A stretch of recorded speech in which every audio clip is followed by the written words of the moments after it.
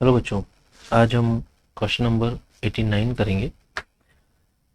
ये हमें टीएस ग्रेवाल जो है 2023 का एडिशन, उसके पेज नंबर 1.101 पे मिलेगा। ये क्वेश्चन 2023 वाला एडिशन है टीएस ग्रेवाल का। So let's start the question. A and B are in partnership sharing profits and losses in the ratio of 3:2। ये पीएसआर दे रखा हमें। They admit C, their manager, as a partner with effect from 1st April 2022 for 1/4 share of profit. C जो manager था उसको partner बना लिया, और कब से बनाया? 1 अप्रैल से ओपनिंग। और उसको पीएसआर कितना मिलेगा? 1:4, 1/4। No C, while a manager was in receipt of salary of 27,000 per annum।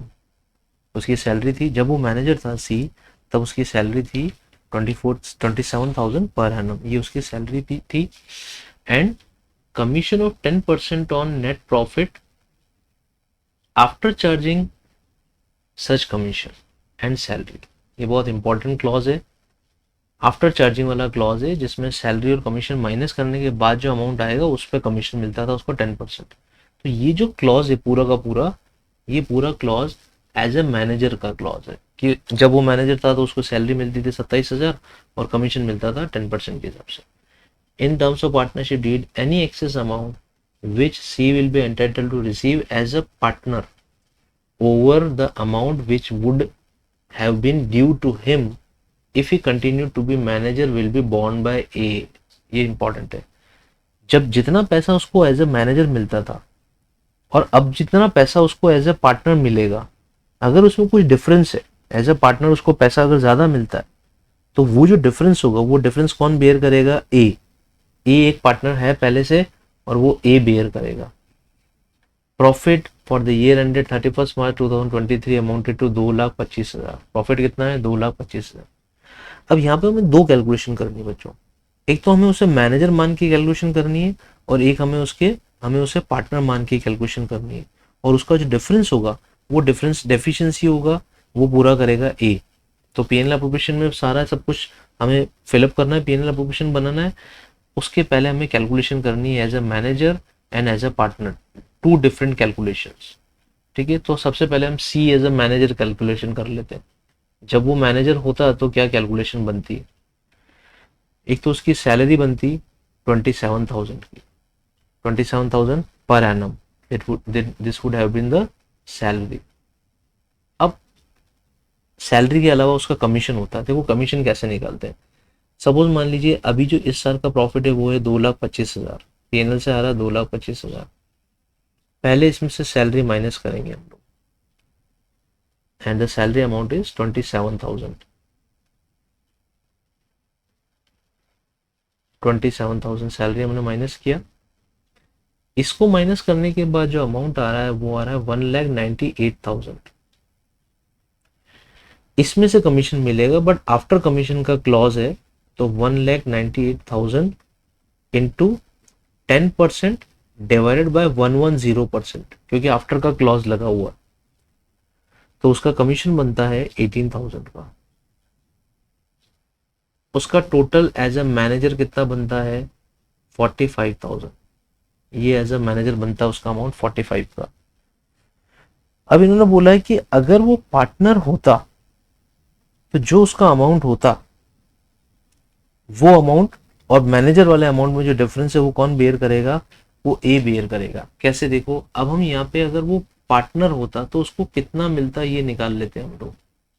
अगर सी हमारा पार्टनर होता और मैनेजर नहीं होता स्टार्टिंग से, तो 2,25,000 का जो हमारा प्रॉफिट है उसका 1/4 किसे मिलता? सी को मिलता। तो 2,25,000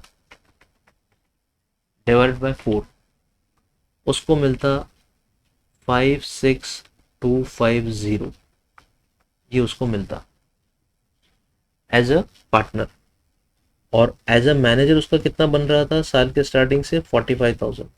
तो ये जो डिफरेंस है, ये जो एक्स्ट्रा डिफरेंस है एज अ पार्टनर, वो कौन बियर करेगा? ए। कितना बियर करेगा? 11250। ये बेयर करेगा, ये जो डेफिशिएंसी इसको बेयर करेगा ए। अब हम कैसे निकालेंगे ए के लिए केस में? देखो, हम उसे मान रहे हैं सी को मैनेजर, तो उसकी मैनेजर की जो टोटल अमाउंट बन रही है वो है बन रही है 45,000। इस 45,000 में से 2,25,000 माइनस 45,000, ये टोटल अमाउंट बन रहा है 1,80,000। ये किसके लिए बन रहा है? ये ए और बी के लिए बन रहा है। और ए और बी का पीएसआर क्या था? ए और बी का पीएसआर था हमारे पास 3:2 का।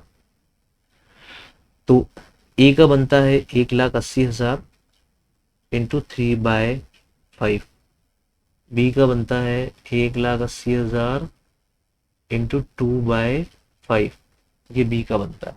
तो 1,80,000 इंटू 3/5, ए का बन रहा है 1,08,000, देन 1,80,000 इंटू 2/5, इसका बन रहा है 72,000, बी का बनता है 72,000। ये इन दोनों पार्टनर्स का अमाउंट बनता है, ठीक है। अब इसमें जो डेफिशिएंसी है 11,250 की डेफिशिएंसी कौन बेयर करेगा? ए। तो ए का जो टोटल अमाउंट बन रहा है वो बन रहा है 1,08,000।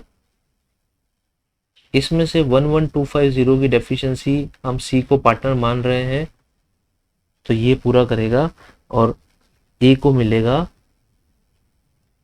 1,08,000 माइनस 11,250, ए को मिलेगा 96,750, ये ए को मिलेगा।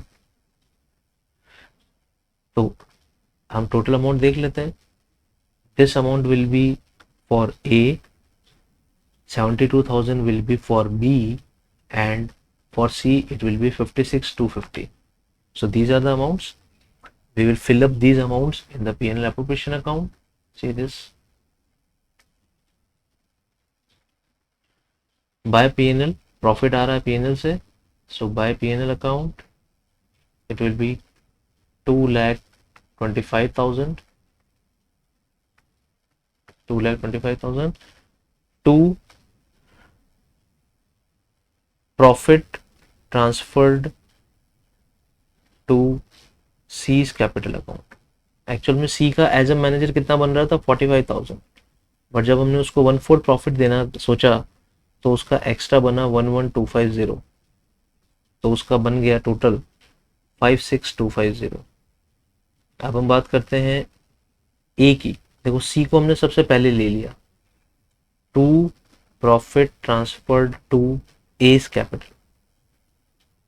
अगर सी मैनेजर ही होता तो ए का कितना बनता? ये सबसे इंपॉर्टेंट क्लॉज है, यहाँ पे हमें कैलकुलेशन मैनेजर को सोच के करनी, ए और बी की कैलकुलेशन।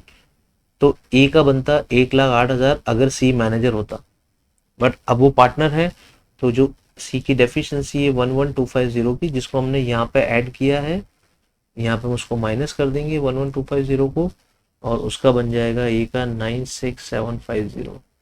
और बी को तो कोई दिक्कत है ही नहीं क्योंकि उसने कोई गारंटी नहीं दी है।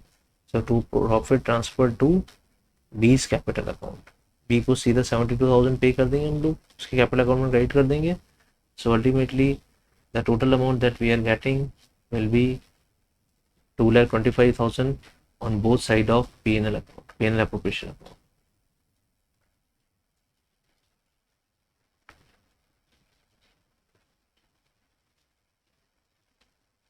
So I hope you understand the question. C will be treated as a manager. Calculation will be from manager's point of view, but ultimately paid from partner's point of view. So these are the calculations and these are very necessary calculations. Exam में अगर आप ये calculation नहीं करते हैं तो number भी कटेंगे और क्वेश्चन के गलत होने के चांसेस भी। P&L appropriation में डेटा फिलअप करेंगे, आप जो अमाउंट फिलअप करेंगे that amount will become wrong. So be careful about this question. Thank you. We will meet in the next question. Goodbye.